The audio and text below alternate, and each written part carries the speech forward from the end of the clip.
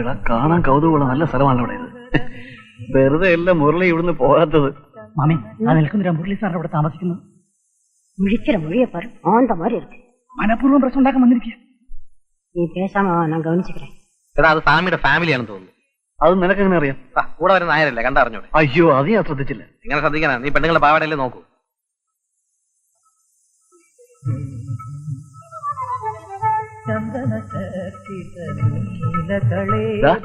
ആ കൊച്ചുപട്ടത്തിൽ കൊള്ളാമല്ലോ. എനിക്ക് ഭയങ്കര വിശപ്പ്. നമുക്ക് ഊണ് കഴിക്കാൻ പാ. പിന്നെ 12 മണിക്കല്ലേ ഊണ് കഴിക്കുന്നത്.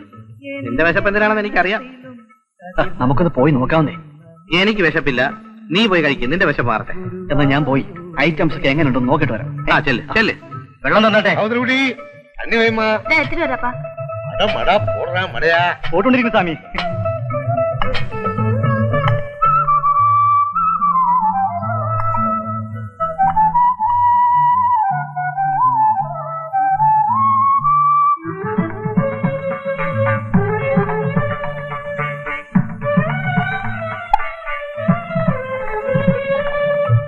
തിരുമാറിലെ വനമാലപ്പൂക്കളിൽ ആദ്യ വസന്തം ഞാൻ.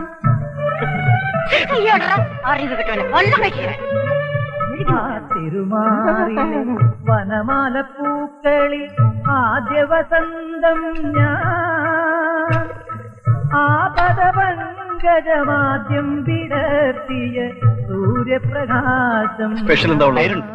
അയ്യേ, അതാർക്ക് വേണം? ഫിഷോ മട്ടണോ വല്ലതും ഉണ്ടോ? വെറുതെ ആളെ കഴിക്കില്ല. ചന്ദന നീലകളേബരം എന്റെ പപ്പടം. അയ്യ, പപ്പടം കണ്ടിട്ടില്ലല്ലേ? ആ, ഇല്ലല്ല.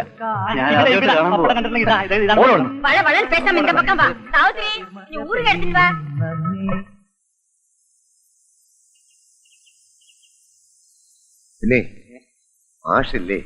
ആ ഉണ്ട്. സ്വാമി ഇരിക്കും, ഞാൻ വിളിക്കാം.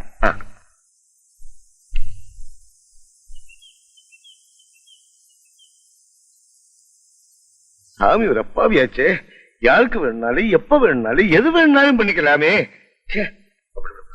എന്താ സ്വാമി പതിവില്ലാതെ? അല്ല, മാഷിനെ ഇന്ന് കടയിലോട്ടൊന്നും കണ്ടില്ല. അതെ, രാവിലെ എഴുന്നേറ്റപ്പോ മുതൽ കൈക്കും കാലിനൊക്കെ ഭയങ്കര വേദന. ഇന്ന് പുറത്തോട്ട് ഇറങ്ങിയില്ല. രാവിലെ മുതൽ ഞാൻ മാഷെ അന്വേഷിക്കുന്നതാ.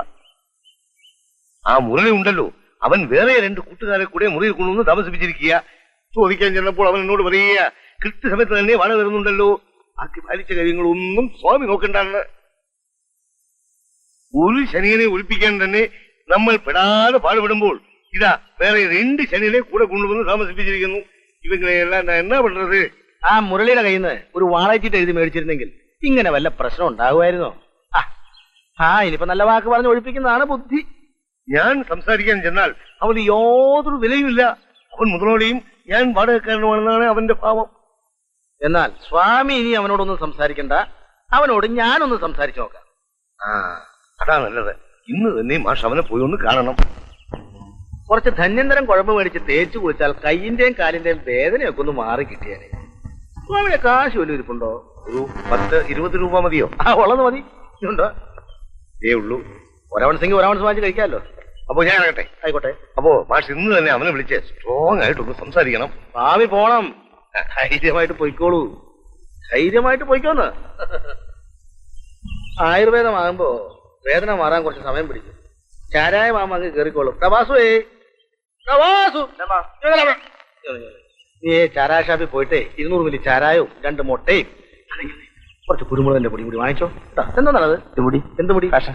എന്ത് ഫാഷൻ? പോയി മുടി പിടിച്ചു വേണം. പിന്നെ ആര്? Cycle Jackson. പറഞ്ഞ വാടക കൃത്യമായിട്ട് എല്ലാ മാസവും 1-ാം തീയതി സ്വാമിയുടെ മേശപ്പുറത്തുണ്ടാവും. ഐശ്വര്യമായിട്ട് എല്ലാ 1-ാം തീയതിയും കൈനീട്ടം എന്റെ രൂപയാ. എന്റെ ഫ്രണ്ട്സിനെ അവിടെ താമസിപ്പിക്കാൻ പാടില്ല എന്ന് പറയാനുള്ള അധികാരമൊന്നും സ്വാമിക്കില്ല. പൊളിച്ചു പണിയാൻ പോകുന്നു എന്നൊക്കെ പറയുന്ന സ്വാമിയുടെ വെറും നമ്പരാ. പിന്നെ ഞങ്ങളെ അവിടുന്ന് മാറ്റി താമസിപ്പിച്ചിട്ട് വേറെ ആർക്കെങ്കിലും കൂടുതൽ വാടക കൊടുക്കാനുള്ള ഒരു അടവാ. അതൊന്നുമല്ല, പൊളിച്ചു പണിയാനുള്ള പ്ലാനൊക്കെ മുനിസിപ്പാലിറ്റിക്ക് കൊടുത്തിട്ടുണ്ടെന്നുള്ള കാര്യം വളരെ സത്യമാണ്. മാഷ് 2 വിട്ടിട്ടുണ്ടെന്ന് തോന്നുന്നു. നിങ്ങളോടൊക്കെ സംസാരിക്കണമെങ്കിൽ 2 വിടാണ്ട് പറ്റുമോ? കൂട്ടത്തിലൊരു വക്കീലുണ്ടെന്ന് പറയുന്നത് കേട്ടല്ലോ. ആരാണാവോ? ഞാനാ. എന്താ? അല്ല, ചോദിച്ചതേ ഉള്ളൂ. പോലീസല്ലേ? അല്ല, എന്താ അങ്ങനെ ചോദിച്ചത്? അല്ല, അല്ല അപ്പോഴല്ലേ എല്ലാം കഴിയുള്ളൂ. നിങ്ങൾ സ്വാമിയെ മനഃപൂർവ്വം ബുദ്ധിമുട്ടിക്കാൻ തന്നെ തീരുമാനിച്ചിരിക്കുകയല്ലേ? അങ്ങനെയുള്ള ദുരുദ്ദേശങ്ങളൊന്നും ഞങ്ങൾക്കില്ല. സ്വാമി എന്തെങ്കിലും ബഹളം വെച്ച് ഞങ്ങൾക്ക് അസൗകര്യങ്ങൾ ഉണ്ടാക്കണമെങ്കിൽ മുനിസിപ്പൽ റെന്റ് ആക്ട് അനുസരിച്ച് എന്ത് ചെയ്യണമെന്ന് എനിക്കറിയാം. വെറും 48 രൂപ ടാക്സ് കൊടുക്കുന്ന ആ ബിൽഡിങ്ങിന് വാടക ഇനത്തിൽ മുരളിയുടെ കയ്യിൽ നിന്ന് എത്ര രൂപ സ്വാമി വാങ്ങിക്കുന്നത് അറിയാമോ? I am an advocate. മറ്റുള്ളവർ സംസാരിക്കുന്ന രീതിയിൽ എന്നോട് സംസാരിക്കരുത്. ഒരാളെ കൊന്നിട്ട് വന്നാൽ പോലും കൊന്നിട്ടില്ല എന്ന് തെളിയിക്കുന്നവരാണ് വക്കീലന്മാർ. വക്കീൽമാർക്ക് മാത്രം വീട് വാടകയ്ക്ക് കൊടുക്കരുതെന്ന് പറയുന്നതിന്റെ കാര്യം ഇതാ. എനിക്ക് ഒന്നേ പറയാനുള്ളൂ, സ്വാമി ഒരു പാവ. പ്രശ്നമൊന്നും ഉണ്ടാക്കാതെ ലോഡ്ജ് ഒഴിഞ്ഞു കൊടുക്കണമെന്നാണ് എന്റെ അഭിപ്രായം. അത് മാത്രം മാഷ് പറയണ്ട. That is impossible. Okay okay ആയിക്കോട്ടെ.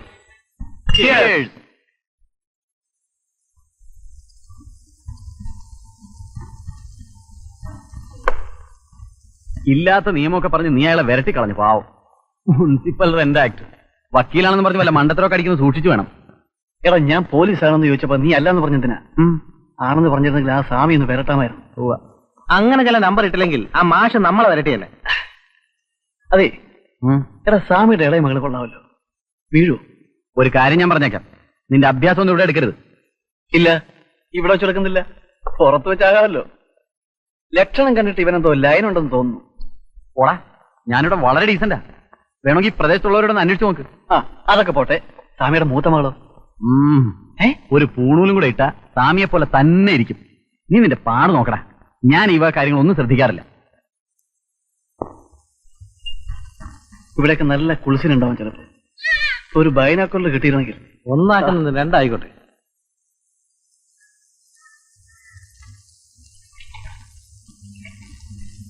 നമ്മുടെ സ്വാമിയുടെ മോളല്ലേ നിൽക്കുന്നത്? അതെ.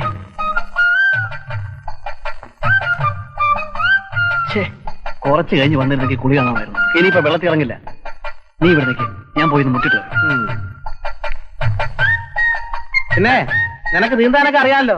സാധാരണ ഇവിടെ അടികൊണ്ട് വീഴുന്നവര് അങ്ങ് കടലിലാ പൊങ്ങുന്നത്.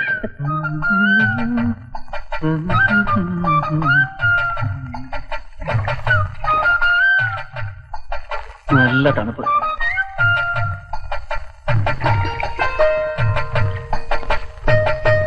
അല്ല, എന്നും ഇവിടാണോ കുളിക്കുന്നത്?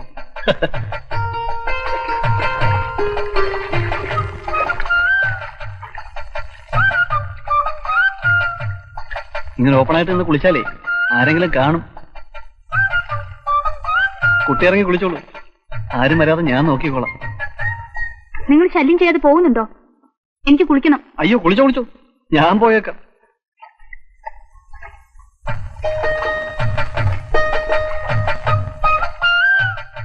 കുട്ടിയോട് എനിക്കൊരു കാര്യം പറയാനുണ്ടായിരുന്നു. കുട്ടിയെ കണ്ടത് മുതൽ എനിക്കൊരാഗ്രഹം.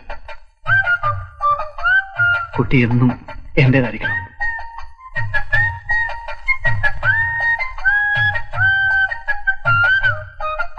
ഈ പെരിയാറിന്റെ തീരത്തുകൂടി കൈകോർത്ത് പിടിച്ച് നടക്കാനും ഒരുമിച്ചിവിടെ മുങ്ങിക്കുളിക്കാനും എന്റെ മനസ്സ് വമ്പുകയാണ്.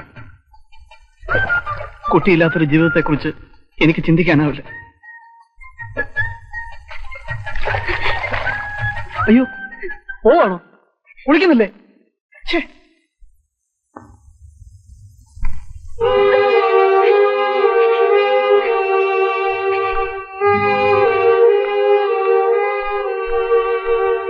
എന്താണ് പെണ്ണ് കരഞ്ഞോണ്ട് പോയത്? ഞാനൊന്നും പറഞ്ഞില്ല.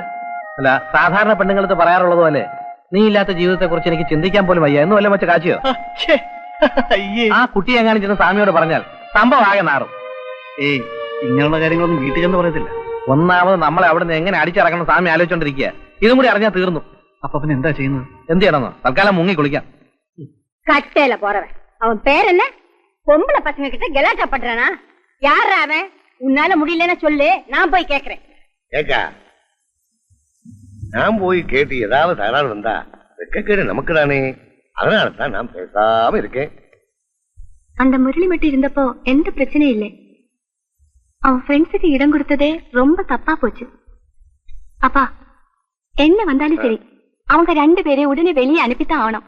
காயத்ரி, எனக்கு எல்லாம் தெரியும். ஆனா நான் என்ன பண்றது? அந்த சோம்பேறி பசங்கிட்ட பேச போனா எம் மானந்தான் போயிடும். அதனால தான் பேசாம இருக்கேன். நமக்கு ஹெல்ப் பண்றதுக்கு யார் இருக்கா? ஏண்டா, அந்த போக்கிரி பசங்க பட்டத்தை பார்த்துட்டு பேசாம இருக்க சொல்றியா?